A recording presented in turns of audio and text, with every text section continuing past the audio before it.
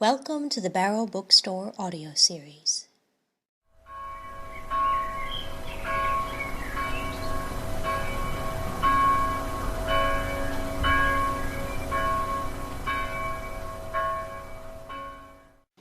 Excerpts from Dr. Ripley's half-century Discourse, delivered November 16, 1828, Concord, Massachusetts. It is wise to note and improve the current of time and the events which that current is continually exhibiting. This is the main object of the present discourse. In this subject the inhabitants of this town are interested, and especially their minister, whose official labors have been protracted to half a century. Last Tuesday completed 50 years since his ordination in this place. Time, how still and swift it flies. Though we know it to be true, it requires some effort to realize and to feel that 50 years have passed away since my sacred connection with this people. The succession of days, months, and years is so silent, yet constant, we scarcely perceive it. It is vivid in my recollection that Harvard College was here collected in the summer of 1775. I was then a member of the senior class. I listened with attention and respect to my worthy and eloquent predecessor, with whom I became personally acquainted. It is very interesting to me to recollect the many scenes of joy and of sorrow in which I have alternately rejoiced and wept with your fathers and with many now living. We have lived to see, to suffer the evils, and to enjoy the benefits of a great political revolution. Some of us were eyewitnesses and personal actors in the Revolutionary War, from its commencement in this town on the ever-memorable 19th of April, 1775. A revolution this, probably the most interesting to the world ever recorded in history, and to this country important and happy beyond all calculation. In this revolution and the events connected with it, we have seen more of the wonderful doings of God, more interesting consequences as the legitimate results than were witnessed in the course of centuries preceding. We have seen established free republican governments, both national and state, and in degrees unexampled, are daily enjoying the happy fruits. In this connection, I would not omit a tribute of gratitude and praise to the memory of our fathers, by whose services and sacrifices, under the conducting providence of God, we possess such high and precious advantages. In the progress of the sharp contest with the mighty power of Great Britain, which at some periods was doubtful, my sacred connection with this people was formed. Though the people were driven into an unnatural war with the mother country, they were disposed to be at peace with heaven, and in all their troubles to cling to the word and the altars of God. It was their religious confidence in the Almighty that sustained them in their struggle for liberty. Had not the people of the 13 United States been actuated by principles of piety and virtue, as well as the love of liberty and country, they would not have gained their freedom and independence. And let it be kept in mind that the same principles alone can preserve them. But many difficulties were unavoidably to be encountered. Evils existed which could not be easily nor expeditiously remedied. The rapid depreciation of the paper currency of the country involved many and great embarrassments. Numbers of the rich suddenly became poor, and some of the poor became as suddenly rich. Property changed its possessors, at some times taking to itself wings it flew away, and at other, by laying still, lost its value. It is not forgotten by many that salary men and generally all who lived upon their money were great sufferers. This was the case with your minister, without any design or fault of his people. I come now to historical facts and particular characters. This town was incorporated as a plantation September 3rd, 1635, by an act of the General Court of then province, sitting at Newton. The Indian name of the place was Musketaquid. The town was fairly purchased of the natives, and payment was made to their entire satisfaction. The tract of land first purchased was 6 miles square, the center being very near the spot where the meeting house now stands. Additions were afterward made by grant or purchase. The first settlers of this town were very careful to possess a fair title to the soil. They were not only just, but generous. Piety and righteousness marked their transactions and proved that they feared God and regarded man.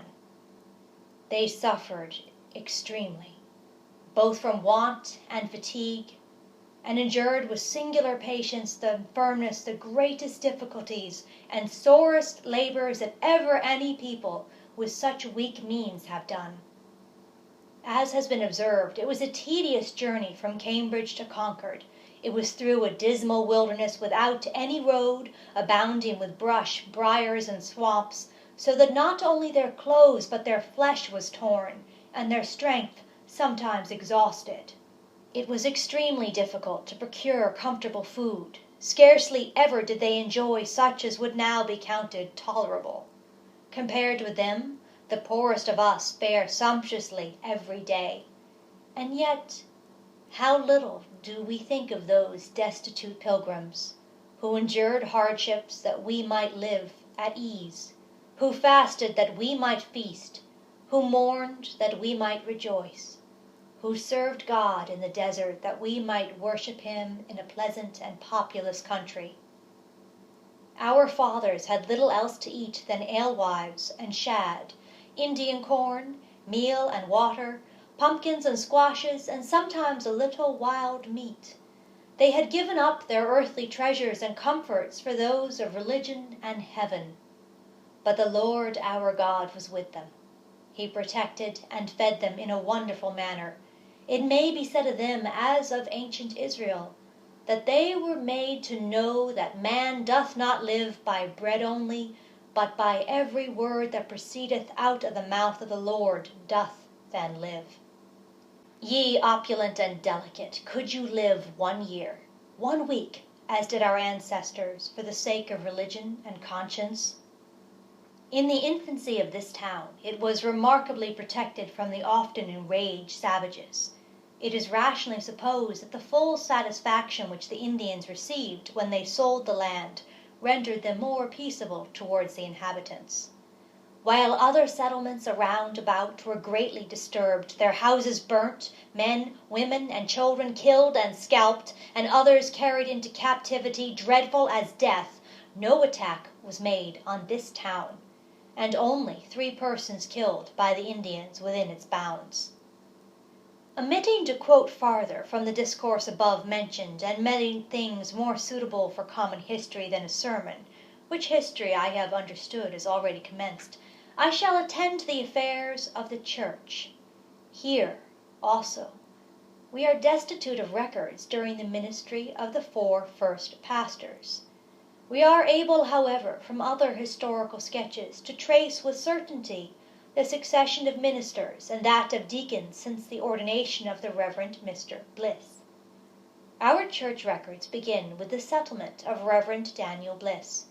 By him it is recorded that, in the year 1636, the Reverend Peter Bulkley, the Reverend John Jones, Major Simon Willard, and others, brethren and members, came to this town and erected themselves into a church. This agrees with the author of Wonder-working Providence, who mentions the coming of the same men about the same time to this place. And it is confirmed by Dr. Mather's account of Reverend Peter Bulkley. To me it seems due to the memory and character of that truly great and good man, here to quote from Dr. Mather a considerable part of his biography of the first minister of this town, the first adventurer and principal purchaser of this wilderness, now pleasant and fruitful town.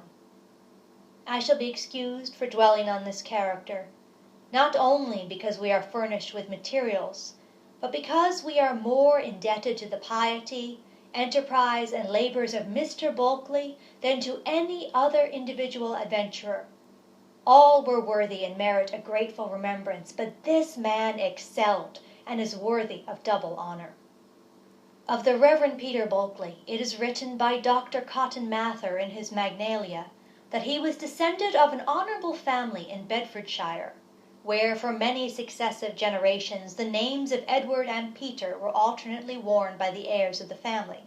His father was Edward Bulkeley, divine divinity, a faithful minister of the gospel. He was born at Woodhull in Bedfordshire, January 31st, 1582. His education was answerable to his original. It was learned, it was genteel, and which was the top of all, it was very pious. At length it made him a Bachelor of Divinity and Fellow of St. John's College in Cambridge. But under Archbishop Laud, complaints were made against Mr. Bulkeley for his nonconformity, and he was therefore silenced. To New England, therefore, he came in the year 1635, and there, having been for a while at Cambridge, he carried a good number of planters with him, up far into the woods, where they gathered the 12th Church, then formed in the colony, and called the town by the name of Concord. Here he buried a great estate, while he raised one still for almost every person whom he employed in his husbandry. He had many and godly servants, whom, when they had lived with him a fit number of years, he still dismissed them with bestowing farms upon them. The same author goes on to say of Mr. Bulkeley that he was a most excellent scholar, that he endowed the library of Harvard College with no small part of his own. He expired on March 9th, 1658, in the 77th year of his age. The epitaph on his tombstone is somewhat enigmatical, but very expressive of his character. It is in Latin, and as follows in King's English thus: Bulkeley is now gone, who had long since gone, nor hath he changed his country, nor scarcely his life. Thither he has gone, whither he was wont to go, and where he already was. And must it be added, in truth, that this inscription is not to be found in the graveyard, that no stone designates the spot where this distinguished saint was buried or entombed. If the spot can be ascertained, which is probable, I would that at least a plain block of granite should there be placed, with his name indelibly inscribed. Mr. Peter Bulkeley was succeeded in the ministry by his son, the Reverend Edward Bulkeley, who was first settled at Marshfield, Massachusetts. We are not informed when he was installed, but have reason to believe it was soon after the death of his father.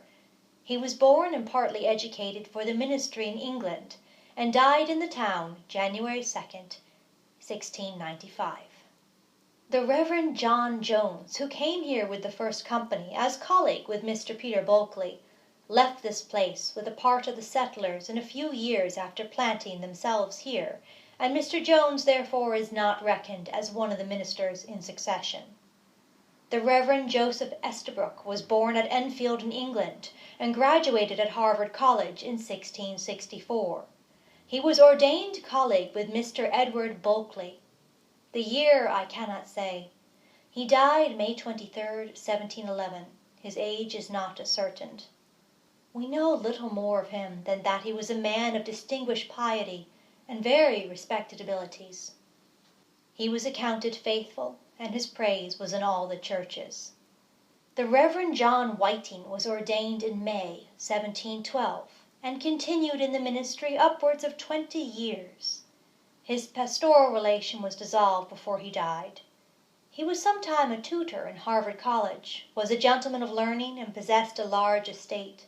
His monument still remains. The Reverend Daniel Bliss was ordained March 7th, 1738. He was born at Springfield, Massachusetts, and educated at Yale College, New Haven.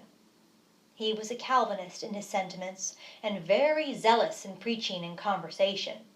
He was a man of respectable talents, of ministerial gifts, and of commanding manner and eloquence in preaching. Some few years after Mr. Bliss's ordination, a number of his people, and most of the neighboring ministers, became dissatisfied with his religious sentiments and with his conduct in going into other towns to preach at the invitation of individuals without the consent of the ministers of those towns. Complaints and charges were brought against him by a number of the church, who were supported by others in the town. These things are here mentioned in the church records. In this state of affairs, a new church was formed, authorized by the neighboring ministers, with which a small part of the people joined, and had preaching and worship by themselves. They did not build a meeting house. It was customary in those days to count the cost and to collect a sufficient society before building a church. There were then no charitable funds to assist feeble churches. I am informed by a respectable lawyer that there was a law of this then province that no person should build or appropriate a house for religious worship without the consent and vote of the town. The Reverend William Emerson was ordained January 1st, 1766. He was born at Malden, where his father was pastor, and graduated at Harvard University in 1761. He was a gifted, eloquent, and popular preacher. His ardent love for his country, involved in a distressing war, prevailed over the tenderest ties of social, domestic, and pastoral connections. That love must have been strengthened by the firm belief of duty and the hope of greater usefulness, or it had not been so invincible. He left his endeared family and beloved people, August 16th, 1776, to join the army at Ticonderoga, in which he was appointed chaplain. On his return, he was arrested by sickness and died, October following, at Rutland, Vermont, aged 33. His premature death must be viewed a striking instance of human frailty and an affecting proof that God destroyeth the hope of man. Reverend Emerson was distinguished for his ministerial talents, social disposition, love for his country, for human happiness and immortal souls. His rising character promised extensive usefulness. Alas, that star to which nature and grace had given peculiar luster fell untimely. His body lies in the place where he finished his course, and this town have erected a handsome monument to his memory on the burying hill. I come now to the commencement of the ministry of your present pastor, who is the 7th minister of this town in regular succession. In reference to the early part of my ministry, I can feelingly adopt the words of St. Paul, "And I was with you in weakness, and in fear, and in much trembling," as he elsewhere says, "in many tears." But I have been sustained, far beyond my early expectations, by the good and merciful providence of God, which I admire and adore. Brethren, we are now quickly to part from one another, and whether I may ever live to see your faces on earth any more, the God of heaven only knows. But whether the Lord have appointed that or no, I charge you before God and before his blessed angels that you follow me no farther than you have seen me follow the Lord Jesus Christ. If God reveal anything to you by any other instrument of his, be as ready to receive it as ever you were to receive any truth of my ministry. For I am verily persuaded, I am very confident, the Lord hath more.